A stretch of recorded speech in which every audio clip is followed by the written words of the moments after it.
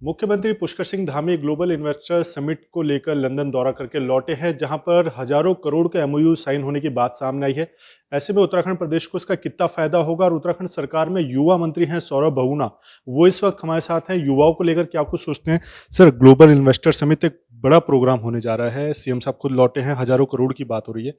कितना इसको इम्प्लीमेंट होने की उम्मीद है और कितना महत्वपूर्ण मानते हैं? नहीं देखिए, सबसे पहले तो मैं माननीय मुख्यमंत्री जी को बहुत बहुत बधाई देता हूँ कि उत्तराखंड में जो सबसे बड़ी हमारी समस्या एम्प्लॉयमेंट को लेके है, रोज़गार को लेके है, उसके लिए सरकार गंभीर है। और ये दिखाता है कि माननीय मुख्यमंत्री जी खुद विदेश लंदन में जाके उन्होंने वहाँ पर एक रोड शो भी किया, इन्वेस्टर से भी मिले हैं। और जो सूचना मिल रही है कि लगभग 98-100 करोड़ रुपए का जो है निवेश यहाँ पे एमओयू साइन हुए हैं। और मैं उनको बहुत बहुत बधाई देता हूँ, उनकी टीम को बधाई देता हूँ।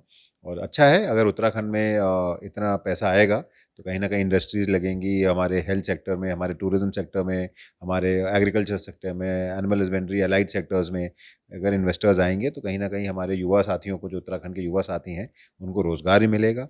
हमारी जो जीडीपी है उत्तराखंड की, वो बेटर होगी, स्टेट में जीएसटी का बढ़ेगा, उससे हमारे डेवलपमेंट वर्क हो सकते हैं। तो बहुत अच्छे एक पहल है माननीय मुख्यमंत्री जी द्वारा, और मुझे पूर्ण उम्मीद है कि जो लक्ष्य रखा गया है, 2.5 लाख करोड़ रुपए का लक्ष्य माननीय मुख्यमंत्री जी ने यहाँ पर रखा है। मुझे पूर्ण उम्मीद है कि जब दिसंबर में हम इन्वेस्टर समिट उत्तराखंड में करने जा रहे हैं, जिसका फाइनल देहरादून में होगा, उसमें हम सारी ये ग्राउंडिंग धरातल पे उसके पहले हो जाएगी, ताकि उत्तराखंड के जो युवा हैं, उत्तराखंड की मातृशक्ति है और हमारे उत्तराखंड स्टेट को उसका फ़ायदा मिलेगा। आपके पास युवा कौशल जैसा महत्वपूर्ण विभाग है, युवाओं को एक बड़ी समस्या भी है रोजगार, कितना महत्वपूर्ण इसके लिहाज से मानते हैं? ये बहुत महत्वपूर्ण है। देखिए, मैंने आपको पहले ही बोला कि उत्तराखंड की सबसे बड़ी समस्या रोज़गार और पलायन है। और जब इतने बड़े-बड़े इन्वेस्टर्स और इतनी बड़ी-बड़ी कंपनियाँ उत्तराखंड में आएँगी और हमारे युवाओं को यहाँ पर रोज़गार से जोड़ेंगी, तो जो पलायन की समस्या है वो भी एड्रेस होगी। और जो हमारी बेरोज़गारी की समस्या, जो जो काफ़ी बार आपने सदन में भी सुनने को मिलता है, विपक्ष उठाता है कि बेरोज़गारी है, उसको भी हम दूर करने में कहीं न कहीं इन्वेस्टर समिट से उसका फ़ायदा होगा। और जहाँ तक मेरे विभाग की आपने बात करी, कौशल विभाग, हम तो खुद ही कोशिश कर रहे हैं। पिछले 1 साल में हमने लगातार जो है सेंटर ऑफ एक्सीलेंस आईटीआईज़ में खोलने की बात कही है। हमने रोशनाबाद आईटीआई अपने फिलिप्स के द्वारा उसको पूरा सेंटर ऑफ एक्सीलेंस के रूप में चला रहे हैं। हमारा आईटीआई काशीपुर, वो स्नाइडर कंपनी के द्वारा सेंटर ऑफ एक्सीलेंस चल रहा है। टाटा के साथ हमने एमओयू किया है कि हमारे 13 आईटीआईज़ टाटा जो है उसको संचालित करेगी। अपनी नई टेक्नोलॉजी के माध्यम से, नई मशीनों के माध्यम से, नए ट्रेड्स के माध्यम से बच्चों को ट्रेन करेंगी। 350 करोड़ रुपए टाटा उसमें लगाएगा और 70 करोड़ रुपए 5 साल में हम लगाएँगे। उसके साथ-साथ अशोक लेलैंड से हमने टाई अप किया, जो इंडिया की सेकंड लार्जेस्ट ऑटोमोबाइल कंपनी है। उसमें हर साल 1000 बच्चा हमारे आईटीआई का इन कैंपस रिक्रूटमेंट के रूप में आईटीआई के बच्चों को अशोक लेलैंड लेगी 3 साल तक। तो 3000 बच्चों का, और प्लस हमारे बागेश्वर और सितारगंज आईटीआई को वो ऑपरेट करेंगे। तो मेरी तो पहले दिन से यही कोशिश रही है कि अच्छी रेप्यूटेड बड़ी कंपनियों के साथ टाई अप करके बच्चों को नए ट्रेनिंग के माध्यम से रोज़गार उपलब्ध कराया जाए। और मैं आपके माध्यम से बताना चाहता हूँ कि पहली बार ऐसा हुआ है कि उत्तराखंड में हम जब आईटीआई हमारा बच्चा पास आउट होता था तो उसको 9 से 11 हज़ार रुपए की एवरेज सैलरी पे उसको रखा जाता था।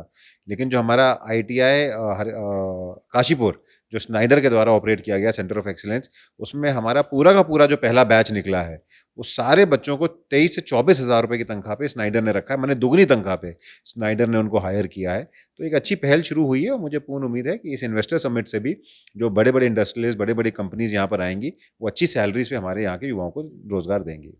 जी, लास्ट सवाल ये है कि विपक्ष का जो सीधे तौर पर तर्क आता है, पिछली भाजपा सरकार का इन्वेस्टर समिट भी हमने देखा और मौजूदा सरकार में भी सुने। जब धरातल पर हकीकत में चीजें दिखेंगी तब हम सरकार की वाहवाही करेंगे, अभी तो सब उनकी नज़र में जीरो है। देखिए, विपक्ष का काम आरोप लगाना है, मैं उन पे बहुत ज़्यादा टिप्पणी नहीं करूँगा।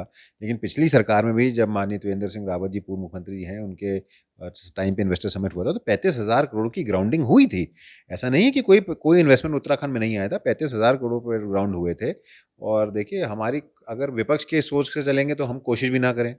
भई, सरकार का काम है कोशिश करना, सरकार का काम है चीज़ों को आगे बढ़ाना, सरकार का काम है इन्वेस्टर्स को इनवाइट करना, सरकार का काम है धरातल पे वो इन्वेस्टमेंट उतरे उसके लिए कोशिश करना। तो इतनी नकारात्मक सोच रख के अगर उत्तराखंड में विपक्ष काम करेगा तो मुझे लगता है कहीं न कहीं स्टेट के लिए हानिकारक है। ये थे उत्तराखंड सरकार में कैबिनेट मंत्री सौरभ बहुगुणा जी, जिनका साफ तौर पर कहना है इन्वेस्टर समिट के माध्यम से करोड़ों का निवेश उत्तराखंड में होने जा रहा है, जो आने वाले समय में जो यहाँ की प्रमुख समस्या है रोजगार और पलायन, उस पर काफी हद तक ब्रेक लगेगा।